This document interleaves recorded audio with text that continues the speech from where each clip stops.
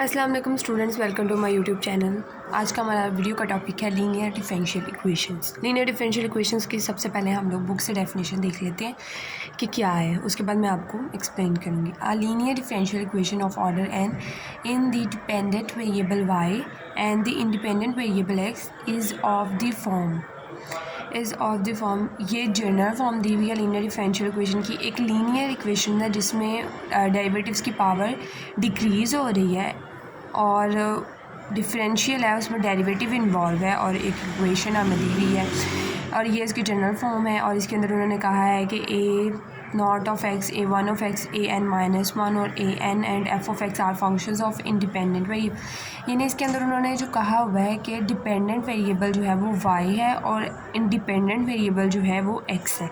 तो y जो है वो x पे डिपेंड कर रहा है, ये उन्होंने हमें बताया। उसके अलावा उन्होंने कहा है कि ये जो एज और एफ ऑफ एक्स है ये सारे जो हैं फंक्शंस हैं इंडिपेंडेंट वेरिएबल एक्स के, यानी कि ये फंक्शन ऑफ एफ एक्स लिखा हुआ है इसके आगे, और इनमें से जो है वो ए नोट जो है वो कभी भी ज़ीरो नहीं होगा।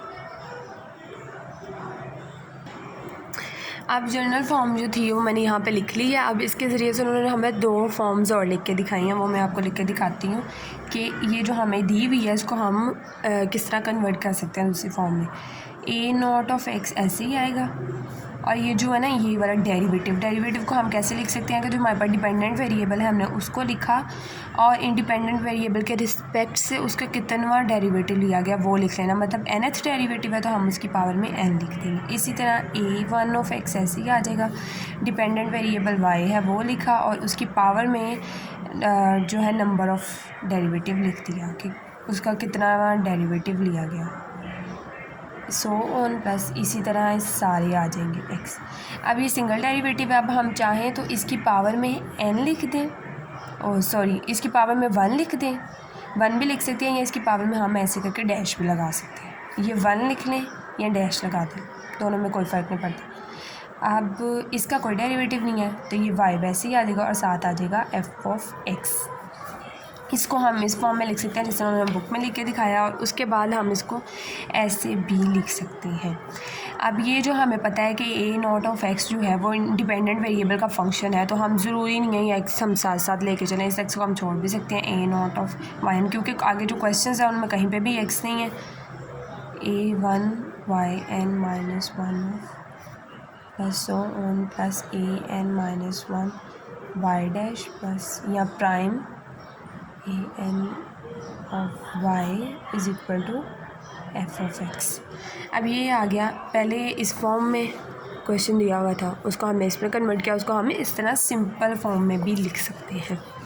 अब इसके अंदर जो हमारे पास सारे एज है ना, ये फंक्शन तो है इंडिपेंडेंट वेरिएबल के लेकिन ये कांस्टेंट है फंक्शन। हम इस x की वजह से हम इनको फंक्शंस कह रहे हैं लेकिन खुद तो ये कांस्टेंट है, तो ये कांस्टेंट फंक्शंस ऑफ x है।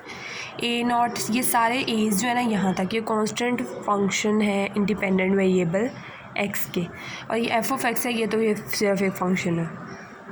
अब हम इसके एक एग्जांपल लेके देखेंगे।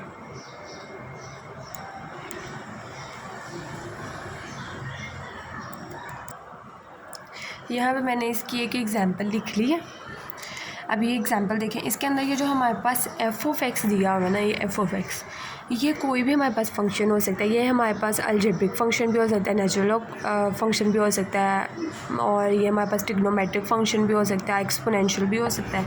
जैसे कि मैंने यहाँ पे एग्जांपल में लिखा है, ये जो हमें अब ऊपर जनरल फॉर्म दी हुई थी ना ये वाली फॉर्म, इसको मद्देनज़र रखते हुए ये हमारे पास कांस्टेंट वैल्यूज़ है जैसा कि मैंने आपको पहले बता दिया। ये हमारे पास कोई भी फंक्शन ऑफ x हो सकता है। अब इसको पहले को रखते हुए मद्देनज़र मैंने ये वाली इक्वेशन लिख ली है। यहाँ पे सारी वैल्यूज़ कांस्टेंट की हैं एज की, और f ऑफ x की जगह पे हम x भी लिख सकते हैं। f ऑफ x की जगह पे x प्लस एक्स स्क्वायर भी हो सकता है, f ऑफ x की जगह पे नेचुरल लॉग ऑफ x भी हो सकता है, साइन ऑफ x भी हो सकता है, नेचुरल लॉग ऑफ मतलब मैंने 2 दफ़ा लिख दिया नेचुरल ऑफ x। उसके अलावा यहाँ पे एक्सपोनेंशियल ऑफ x भी हो सकता है।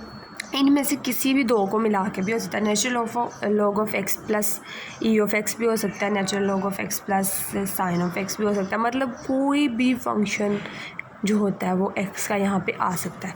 उसके बाद हम इस वाली एग्जांपल को हम लोग उसी तरह जिस तरह हमने ऊपर फॉर्म बनाई थी उसमें कन्वर्ट कर लेंगे। अब जैसे कि ऊपर मैंने आपको बताया था कि अगर डेरिवेटिव का डिपेंडेंट वेरिएबल लिखना है और जो उसका डेरिवेटिव होगा वो हमने उसकी पावर में लिख देना है। 4 है तो हमने यहाँ पे 4 लिख दिया, इसका 3 है 3 लिख दिया, 2 है 2 लिख दिया, इसका डेरिवेटिव 1 है 1 लिख लें या प्राइम लिख लें, और प्लस एफ ऑफ इसका कोई वाई का डेरिवेटिव नहीं है तो वाई वैसे ही आ जाएगा। और यहाँ पर मैंने एक और न्यू तरीके से लिखा है कि x² + x + 1 भी हमारे पास हो सकता है, मतलब कोई कॉन्स्टेंट के साथ ऐड करके भी हमारे पास लिखा जा सकता है। और ये हमारे पास हो गए एग्जाम्पल। अब मैं बुक से दिखा देती हूँ आपको। एक दफ़ा जो मैं बता रही थी कि ये जनरल फॉर्म दी हुई थी, इसमें मैंने आपको इसमें कन्वर्ट करना बता दिया, इसमें कन्वर्ट कर दिया। एक पॉइंट इसमें ये है कि a0 जो है इज़ नॉट आइडेंटिकली ज़ीरो नहीं होगा कभी भी, और वो हमने देखा कि हमारा भी ज़ीरो नहीं है। और उसने यहाँ पे ये देखा, उन्होंने बताया कि सारे एज जो हैं वो रियल कॉन्स्टेंट्स हैं। उसके बाद इसमें 2 कॉन्सेप्ट आते हैं, 2 कॉन्सेप्ट होमोजीनियस और नॉन होमोजीनियस के 2 कॉन्सेप्ट आते हैं।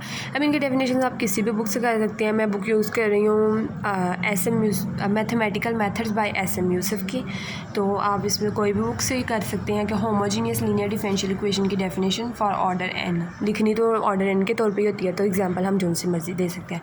नॉन होमोजीनियस तो आप डेफिनेशन यहाँ से भी लिख सकते हैं, इसे वीडियो को पॉज करके आप लिख सकते हैं। उसके अलावा मैं और भी कहीं से भी गूगल वगैरह से भी कर सकते हैं, लेकिन अब मैं आपको बिल्कुल सिंपलेस्ट इनका ना तरीका बताती हूँ कि होमोजीनियस नॉन होमोजीनियस एग्जांपल के साथ होते क्या। डेफिनेशन तो बुक से आपको मैंने दिखा दी है, वो आप पढ़ लेंगे तो वो भी यही चीज़ है जो मैं आपको एग्जांपल से बताने लगी हूँ कि जनरल फॉर्म हमारे पास ये थी। अब इस जनरल फॉर्म के थ्रू से मैंने एक एग्जांपल लिख दिया है कि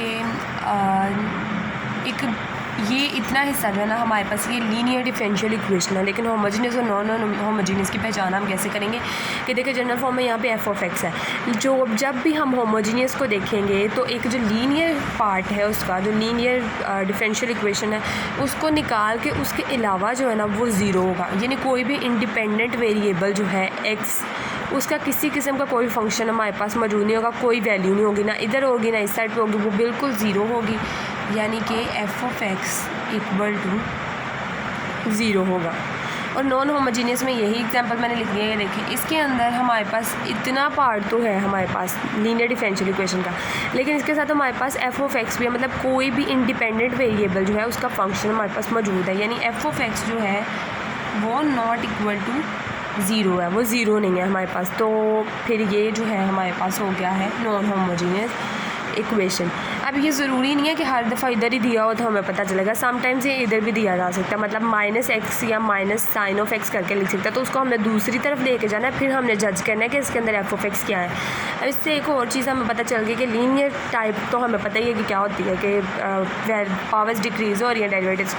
अब इसके अंदर ज़रूरी नहीं है कि 4 3 है तो 2 भी हो और 1 भी हो और पावर मतलब 2 भी हो बीच में और फिर ही 1 हो, तो मतलब इस तरह करके जर्नलाइज कोई छोटी फॉर्म भी लिख सकते हैं लीनियर की, यानी यहाँ पे हो सकता है कि 12 ना दिया और 9y⁴ + 4(x) = 0 दे दें, तब भी हम इसको ऐसे सॉल्व करेंगे।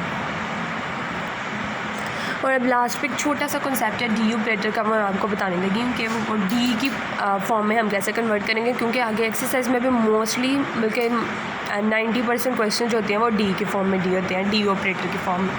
तो अब ये जो हमें दिया हुआ है वेरिएबल्स की फॉर्म में, इसको हम डी की फॉर्म में कैसे कन्वर्ट करेंगे। 9 ऐसे ही आ जाएगा, जितना वहाँ डेरिवेटिव होगा उतनी हमने डी की पावर लगा देनी है। d4 आ गया -12, यहाँ पे डेरिवेटिव की y⁴ है, मतलब 3 टाइम्स डेरिवेटिव लिया हुआ है तो d की पावर 3 आ जाएगी, और प्लस यहाँ पे y का कोई डेरिवेटिव नहीं है तो यहाँ पे सिंपल जो है वो 4 आ जाएगा और y बाहर आएगा इक्वल टू, अब ये नॉन होमोजीनियस को कन्वर्ट करने हैं तो sin(x) + x आ जाए।